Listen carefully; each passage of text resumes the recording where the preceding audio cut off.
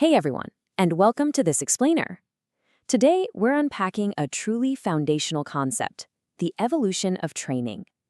We're going to be looking at Geary A. Rummler's classic essay, We Can't Get There From Here. The whole idea is to explore how corporate training absolutely has to evolve from just being a mere technical task into a true technology. So let's dive right in.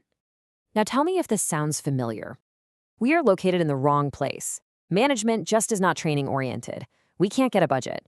What's honestly so fascinating about this quote is how perfectly it captures those universal, classic frustrations that trainers face literally every single day. Rummler points out that most training professionals would readily agree they're in a bit of a predicament. I mean, you might have a plush office or even a sizable staff, but at the end of the day, you probably feel like you're fighting an endless uphill battle just for basic authority and funding. You tell yourself, if we could just get out from underneath the personnel department, or we just need to be more professional. It's incredibly validating to hear someone actually acknowledge that, isn't it? But, well, Rummler doesn't really let us sit in that comfort zone for very long.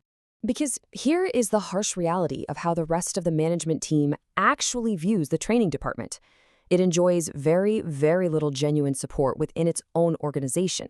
It's often poorly budgeted, and what little budget it does have, it's highly susceptible to cutbacks the absolute second the organization has to tighten its belt. But it gets worse. In most instances, the training department is simply told when to train and what to train by someone else entirely. You're basically perceived by the rest of the organization as just a group of meeting runners, or, as Rummler pretty brutally puts it, considered just one step short of being in show business.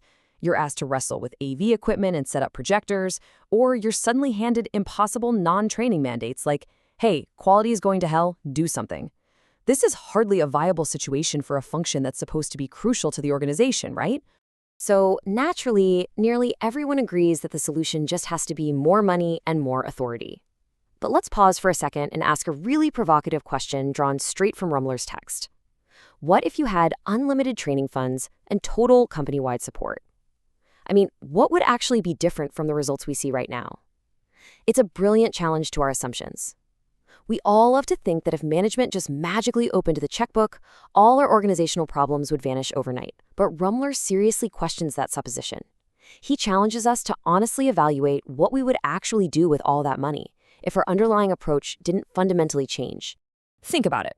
If you had an unlimited budget handed to you today, what would happen? Would you produce training film products to rival Hollywood? Would you actually go out and build corporate charm schools, second only to exclusive Swiss boarding schools? Or, I don't know, have your job instruction courses taught by supervisors wearing full tuxedos? It sounds completely absurd, but it exposes a massive core problem. Without a fundamental shift in purpose, having unlimited resources would really only lead to fancier, shinier, but equally ineffective and superficial products. The results simply wouldn't be one bit better when it comes down to actual organizational performance. The crucial point here, and honestly, the core punchline of this entire essay, is that we simply can't get there from here. If training is ever going to meet the massive challenge of effectively utilizing human resources, it cannot just keep doing the exact same things, only with more money. It has to completely change what it is and what it does. It must change its goals, and it absolutely must change its procedures. You just cannot reach a destination of high organizational impact by driving on a road built for running meetings and putting on a show. And why does this matter so much? Well, because human resource is emerging as the absolute most important natural resource to nearly every single organization out there. Jobs are getting way more complex. There's an increasing shortage of qualified manpower. Yet, despite being the most important resource, people are still somehow the most exploited, wasted, and misapplied of all natural resources. And this right here creates an absolutely massive opportunity for a transformed training department. Training has to be the function that transforms these raw natural resources into an effective and productive final product.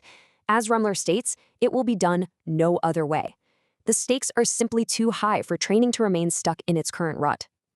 Now, Rummler applies some very necessary tough love here by comparing training to other departments.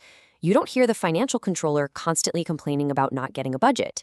The engineering staff who design and install new equipment, they have incredibly high credibility. Why is that? Because financial specialists, industrial engineers, and market researchers have proven that they possess technologies that serve to make the entire organization more effective. They have systematically demonstrated that they actually contribute to growth and profitability. The really tough pill to swallow here is that it's not that management doesn't understand training, it's that trainers have given management very little to actually understand. Which brings us to the absolute climax of Rummler's argument. It's the definitive difference between being a technician and a technologist. Today, your typical trainer is a technician. A technician simply applies a technique. They talk about having many tools in their bag. But if training is ever going to develop into a genuinely useful force in the organization, the trainer has to become a technologist. A technologist applies a science. A technologist engineers a specific result. They don't just stand up and deliver a generic seminar, they actively solve human performance problems.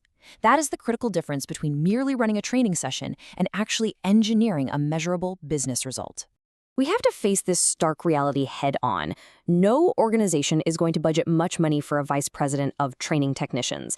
As long as trainers view themselves as mere technicians with a bag of tools, as long as they focus on the activity of training rather than the actual outcome of performance, their organizational standing and their budgets are going to remain completely stagnant. Management pays for results. They pay for engineered solutions to complex problems, not for someone to come in and just use a generic tool from their bag. Okay, so what is the way out of this? Rummler lays out a really clear, two-step alternative approach for transforming the training department into a highly respected, impactful entity. First, it requires a technology, specifically behavioral technology. This isn't guesswork, it is a strict application of the science of human behavior. Second, it requires an approach, which he calls the systems approach.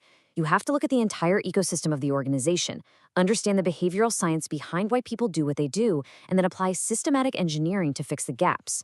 You are no longer guessing. You are applying a rigorous, scientific method directly to human performance. And all of that leads to this beautiful definition of our ultimate future state, the human performance solver. To be truly effective, training departments have to fundamentally change the present conceptualization of their role.